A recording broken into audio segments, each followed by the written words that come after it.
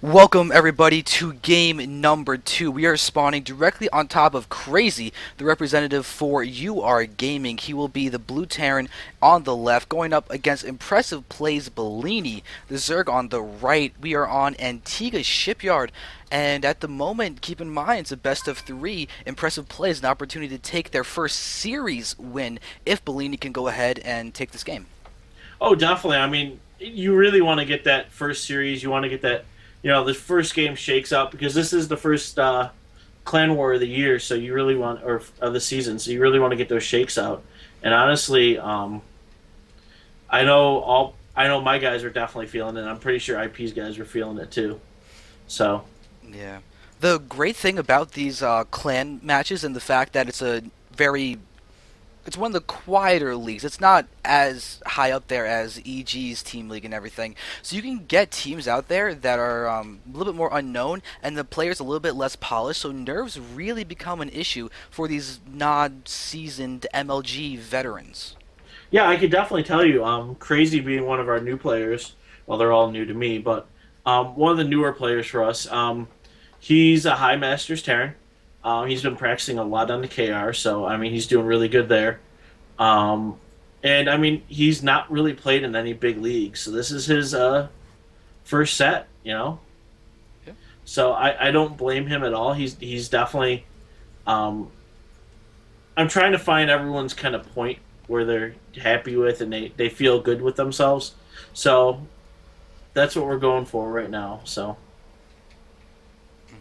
Yep. And as for the build order, as far as the build orders go so far, we're kind of seeing that it's looking to be similar. The gas was thrown down for Crazy, so it looks like it will be a reactor Hellion expansion, especially because he started this first Marine and didn't go for a tech lab.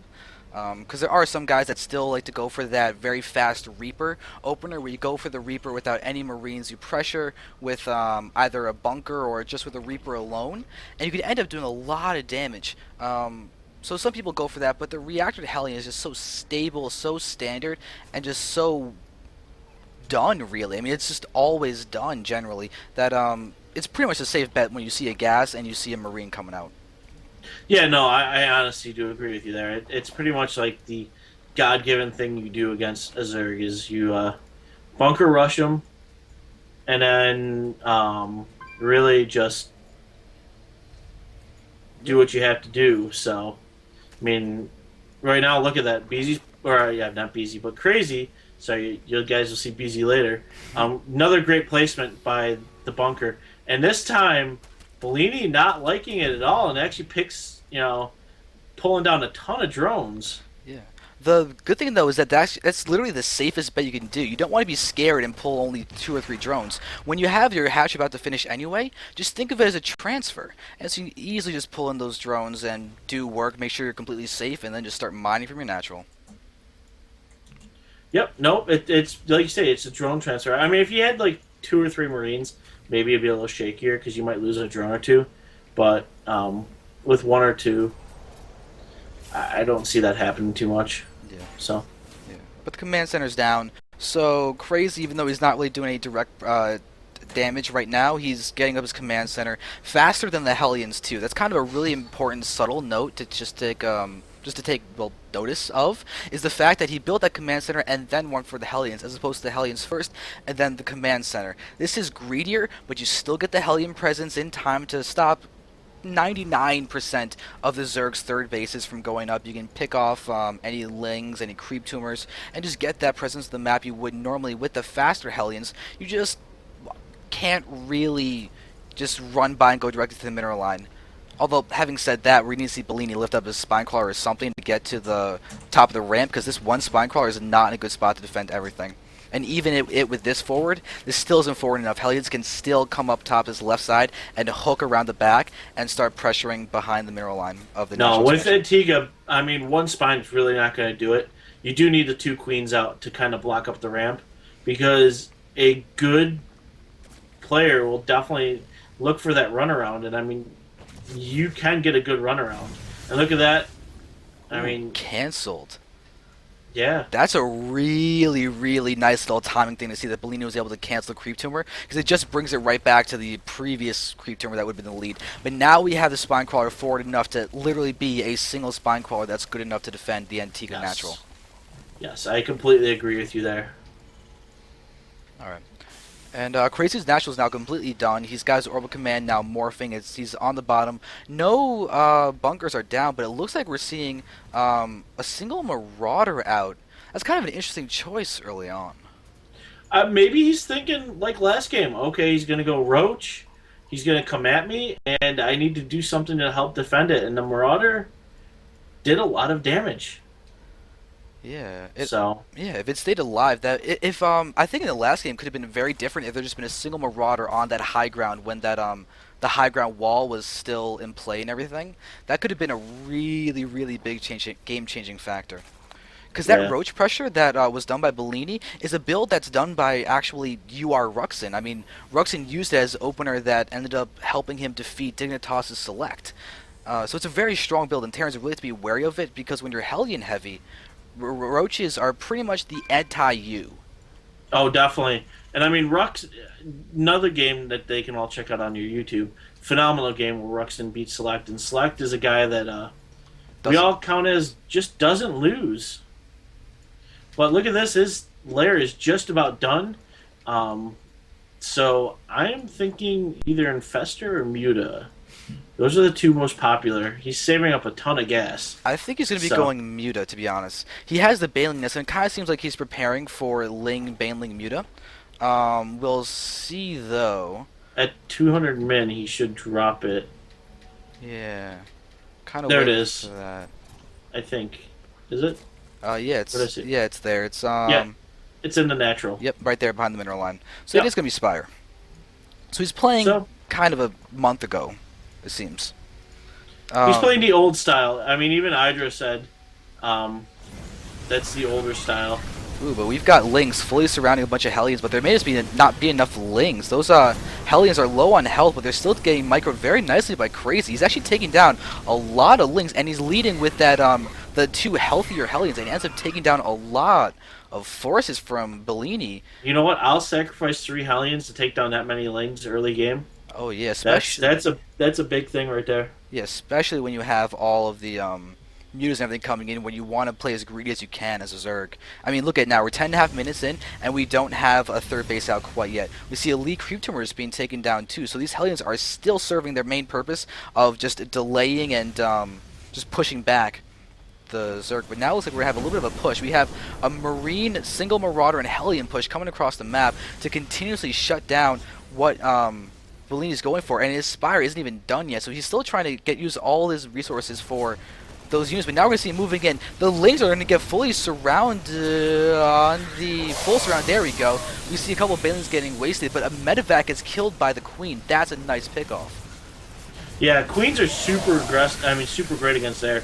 So I mean, sadly, that's what happens now and again. But I mean, great micro by Crazy picking up and dropping the Marines. He could have lost a lot more Yeah. in that attack if he didn't. There's a lot of green-blooded banelings there looking to do damage. Oh yeah, and most importantly, we have 9 meters on the way, and there's still no third. We're 12 minutes in, and we can see just now we're going to see Bellini able to secure it, but Crazy has done a lot of damage in just non-drones and everything that kind of could have been on the field. Because we're at 58 drones, it seems, to 50 SCVs. It's not the best count for Zerg. No, because you got to take mules into account too. I mean, that's just the SCV, and mules count basically 2. So Yeah, and Siege Mode's almost done too, so the tech from Crazy is looking great, especially when you consider the fact that he's got an Orbital Command halfway done. He hasn't brought to his third yet, but with the knowledge of the mutas, he's going to be able to... Oh, he still missed the timing of those turrets just slightly. One turret over there is not going to complete. This guy in the main will, so we're going to see a little bit of vulnerability. A couple of SCVs do get picked off while they're trying to build some units, but these mutas are going to have a hard time finding an effective hole to engage in. They might get this reactor, but the Marines, Crazy is defending quite nicely right now. yeah, I mean, really, we all know Stim Marine. When your Marines are up on that hippie juice, you know, they take mutas out like nobody's business. So, and there you go.